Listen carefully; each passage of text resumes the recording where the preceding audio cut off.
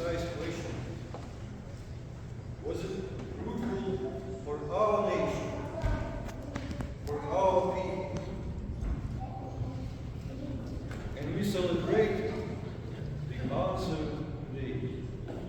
For today, we keep the day of all the local, national saints.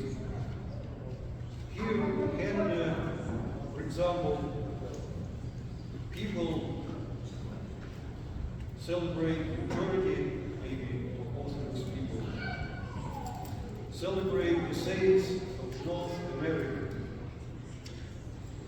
And we celebrate together with them the saints of our forefathers, the saints of Russia, Ukraine, Belarus, all the slaving saints of Poland, Austria, Hungary, Moldavia, Romania, and beyond. So too in Greece, they celebrate all the Greek saints. In China, India, they check Chinese and Indian artists. And this reveals to us and to the entire world holiness in time and space, even in some certain place, among some certain people. Today, our the Church, in her wisdom, wants us to understand clearly that holiness is not limited by anything, except perhaps our own rejection.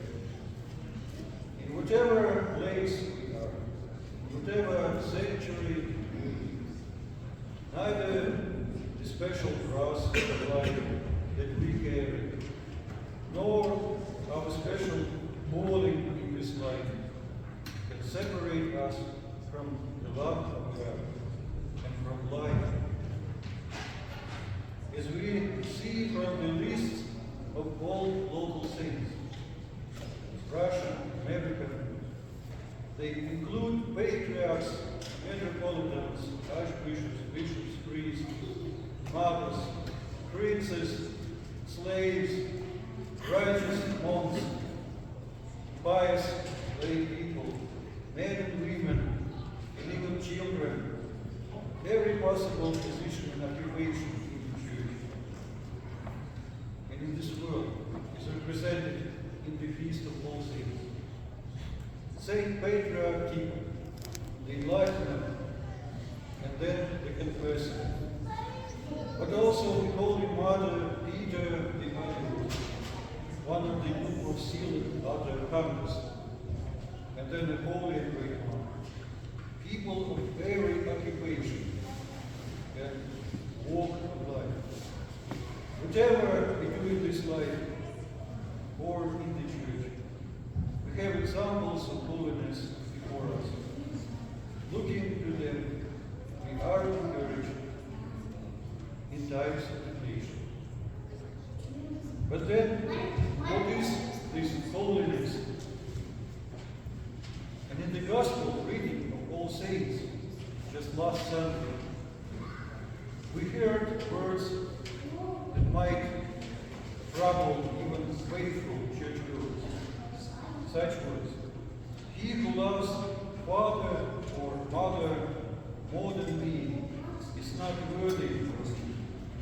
And he who loves son or daughter more than me is not worthy of me." The same Gospel reading. How can this be? For parents are to their children and children to their parents the most precious thing a person can have. Now, how then we are to understand these words of Christ writing? Of course, they do not call us to stop loving our parents, our children, our loved ones. But we all remember how the fall of Adam began. It began when he chose love for Eve, his wife, over love for God. Then loved another human being more than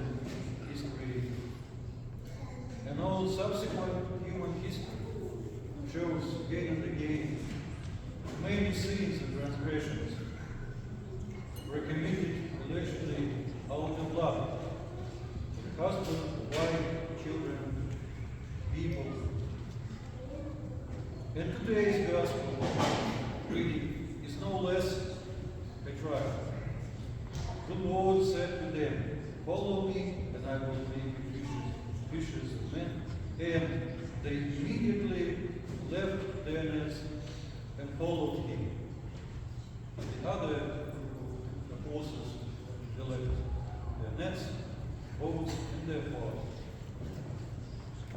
Though we know, figuratively speaking, not all the saints had to leave their nets. These are the greatest of human attachments, family and possession. The greatest comfort of this life.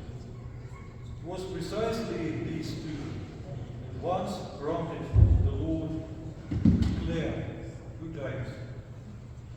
With men, he said, with men this is impossible, but with God all things are possible. So we might be tempted to define holiness simply as an inability, but it would be much easier if just an inability.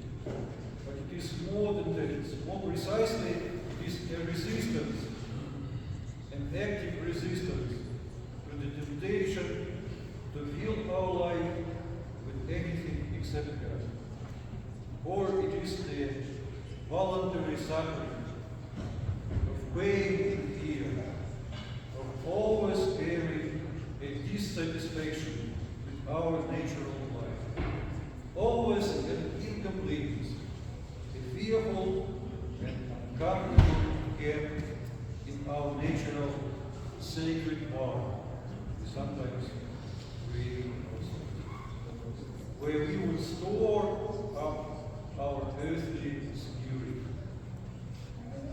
As once was said, one priest, it is a fearful thing to meet the God who is love.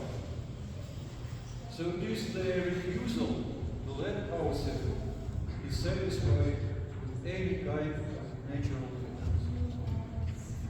This is that blessed and only gap where the Holy Spirit, the Comforter, can come and abide in us. Again, with men this is impossible, but with God all things are possible. With the example and the holy praise of the God-bearing saints, whose memory we celebrate